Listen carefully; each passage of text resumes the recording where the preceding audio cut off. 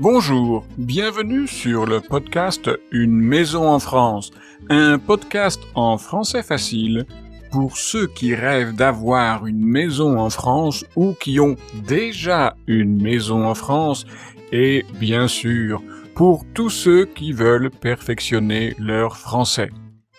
Je suis Jérôme, je suis professeur de français langue étrangère et j'écris aussi des livres pour vous si vous apprenez le français.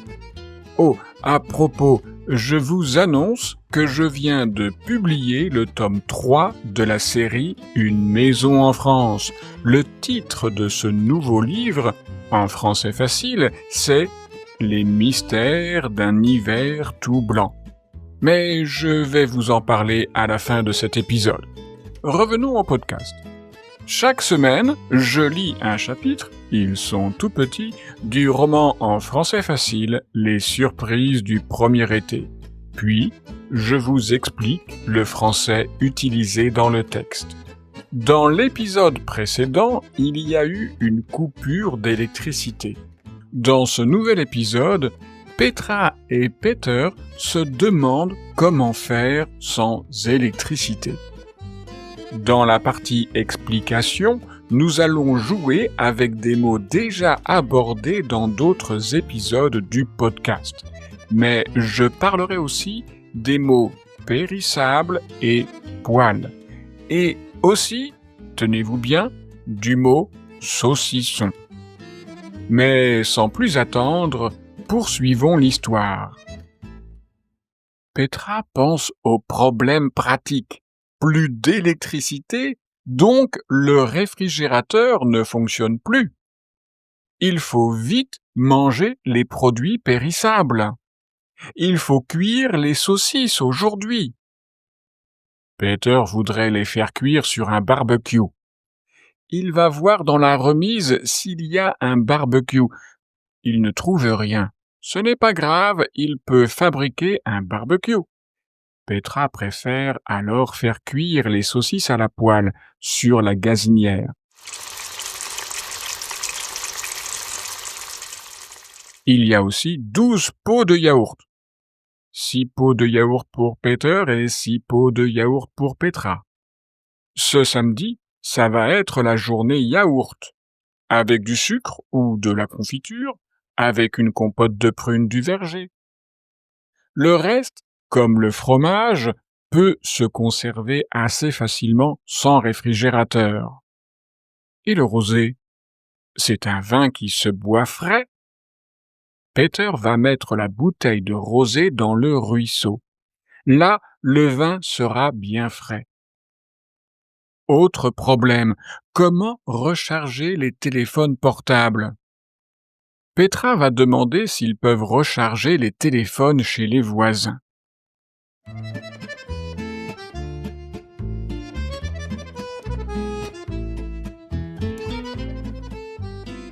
Et vous? Que feriez-vous sans électricité pendant un week-end?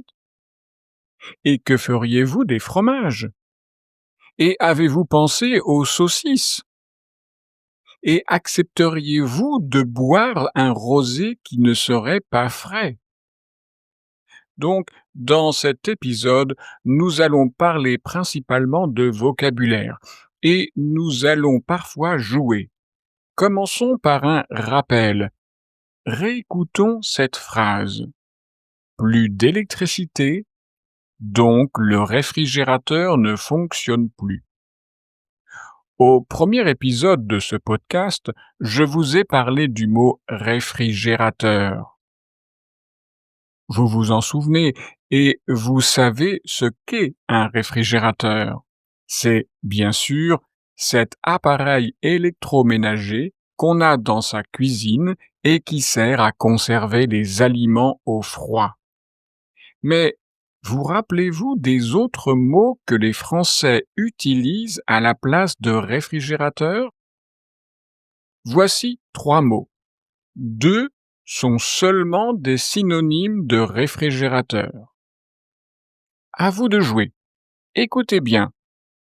Le frigo, le freezer, le frigidaire. Je répète. le frigo, le freezer, le frigidaire. À vous. Vous avez trouvé? L'intrus, c'est-à-dire le mot qui ne fait pas partie des synonymes, c'est le mot freezer. On peut utiliser les mots frigo ou frigidaire à la place de réfrigérateur. En fait, et il y avait un piège, le mot freezer, qui est un mot anglais utilisé en français, désigne seulement une partie d'un réfrigérateur. C'est dans certains réfrigérateurs un compartiment, c'est-à-dire un petit espace, où se forme la glace et où, donc, on peut y faire des glaçons, y conserver des crèmes glacées ou des sorbets, où l'on peut stocker un produit surgelé. Ce n'est pas un grand compartiment. Vous pouvez y mettre 2 ou 3 produits et un bac à glaçons. Si vous voulez conserver beaucoup plus de produits surgelés, il faut avoir chez soi un congélateur. Pour le mot congélateur, je vous renvoie à l'épisode 11 de ce podcast. Reprenons la même phrase. Plus d'électricité, donc le réfrigérateur ne fonctionne plus. Vous comprenez évidemment ici le verbe fonctionner. Voici 3 mots, 3 verbes. Seul un de ces verbes est ici synonyme de fonctionner. Pour vous donner un indice, il s'agit d'un mot du français familier. À vous de jouer. Écoutez bien. Va, marche, travaille. Je vais répéter ces verbes en contexte. Écoutez. Plus d'électricité, donc le réfrigérateur ne va plus, ne marche plus, ne travaille plus. À vous. Vous avez trouvé? Le mot qui est synonyme de fonctionner, c'est le verbe marcher. Sans électricité, le réfrigérateur ne marche plus, ne fonctionne plus. Si vous voulez en savoir plus sur ce sens particulier du verbe marcher, je vous invite à réécouter l'épisode 25 de ce podcast où j'en ai parlé. Maintenant, vous allez essayer de deviner le sens d'un adjectif. Et pour cela, vous allez utiliser le contexte et votre connaissance du monde. Par votre connaissance du monde, je veux dire que vous allez utiliser votre expérience, ce que vous savez ou ce que vous pouvez déduire d'une telle situation. La situation est, c'est l'été, il y a une panne d'électricité, le réfrigérateur donc ne fonctionne plus, et il y a encore des produits dans le réfrigérateur. Alors, à votre avis, avec ce contexte, comment comprenez-vous l'adjectif périssable dans la phrase « Il faut vite manger les produits périssables ». Vous comprenez les mots du début de cette phrase. Il faut vite manger les produits. Vous devez faire vite pour manger les produits qui étaient conservés dans le réfrigérateur. Alors, selon vous, quel peut être le sens du mot périssable? Si vous utilisez votre connaissance de l'anglais, cela peut vous aider. Mais en fait, je pense que le contexte est suffisant. Car si on met des produits alimentaires dans un réfrigérateur, ce n'est pas seulement pour avoir du rosé frais, mais c'est surtout pour garder les produits plus longtemps. C'est pour conserver plusieurs jours de suite des produits qui s'abîmeraient sans réfrigérateur, qui pourraient ne plus être bons à manger, qui pourraient pourrir. L'adjectif périssable veut donc dire qui se conserve difficilement qui peuvent s'abîmer facilement. Je ne dirai jamais assez l'importance du contexte pour comprendre et apprendre une langue étrangère comme le français. Quels sont les produits périssables cités dans le texte? Il y a les saucisses, les yaourts et les fromages. Les saucisses, il faut les mettre dans le réfrigérateur. Et un saucisson? Bonne question, car parfois j'entends certaines personnes qui ne savent pas faire la différence entre saucisse et saucisson. Surtout parce que dans leur langue, il n'y a souvent qu'un seul mot pour ces deux choses différentes. Alors, une saucisse, c'est une préparation crue ou cuite de viande dans un boyau. Bon, un boyau, qu'est-ce que c'est? Disons que c'est l'intestin d'un animal, généralement d'un porc, d'un cochon. Pour faire très simple, on peut dire que c'est un peu comme un tuyau fait d'une membrane très fine. Et on place la viande hachée et épicée dans ce tuyau, dans ce boyau. Et ensuite, vous avez 3 possibilités. Première possibilité, la saucisse est vendue chez le boucher charcutier et elle n'a pas été cuite. C'est par exemple la saucisse appelée chipolata ou la saucisse appelée merguez qui est excellente avec un couscous. Deuxième possibilité, la saucisse est cuite et donc elle est déjà vendue cuite. C'est par exemple la saucisse de Strasbourg. Troisième possibilité, la saucisse n'est pas cuite, mais elle est fumée, comme la saucisse de Morteau. Et un saucisson alors? Eh bien, un saucisson, c'est comme une saucisse, mais la préparation n'est pas cuite. Pour fabriquer un saucisson, on procède non pas par cuisson, mais par séchage. On fait sécher la préparation de viande. Bon, c'est vrai, parfois on peut parler de saucisse sèche. Alors là, il s'agit d'un saucisson, mais beaucoup plus fin, alors qu'un saucisson a un assez gros diamètre, environ 5 cm, parfois 8 cm. Une saucisse sèche est beaucoup plus fine, plus ou moins 3 cm de diamètre. Maintenant, j'arrête de parler de saucisses, de saucissons ou de saucisses sèches, car mon podcast va devenir un podcast sur la gastronomie française. La gastronomie, c'est bien, mais je suis là pour le français.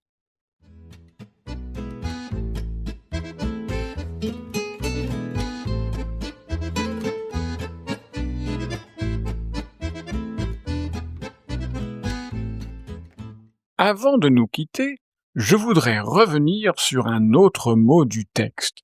Réécoutons ce passage. Il faut cuire les saucisses aujourd'hui. Peter voudrait les faire cuire sur un barbecue.